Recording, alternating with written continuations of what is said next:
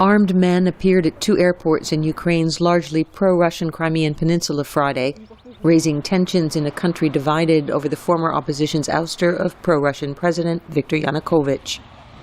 In Simferopol, home to Russia's Black Sea Fleet, forces blocked access to the local airport, a move described by Ukraine's new interior minister as a military invasion by Russian troops. Russia denied the charges. But the presence of forces, whose identity remained unclear, was welcomed by some in the region, furious about Mr. Yanukovych's ouster.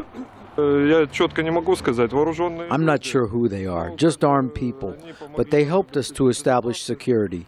They took the territory under control. We moved further away and since morning have been patrolling the area.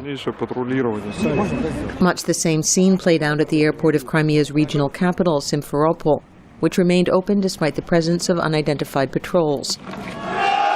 Outside Parliament, pro-Russian rallies continued as lawmakers continued to meet after gunmen took over the building late Wednesday, trying to consolidate Crimea's position after the uprising in Kiev.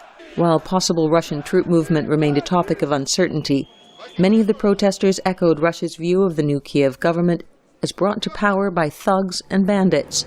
Protester Antonina Lyubchenko. Simferopol doesn't want fascism here, as it happened in Kiev, and it did in fact happen in Kiev. On Friday, anti-Russian protesters kept a low profile, as those in the region hoped a vote would lead to more autonomy for Crimea. We can do it ourselves, with a referendum, without any Russian troops. We have a totally legitimate parliament and legitimate deputies, as opposed to Kiev, where there's total anarchy. But the appearance of armed men at key installations raised fears the lawmakers might not move fast enough. Elizabeth Arrott, VOA News, Simferopol.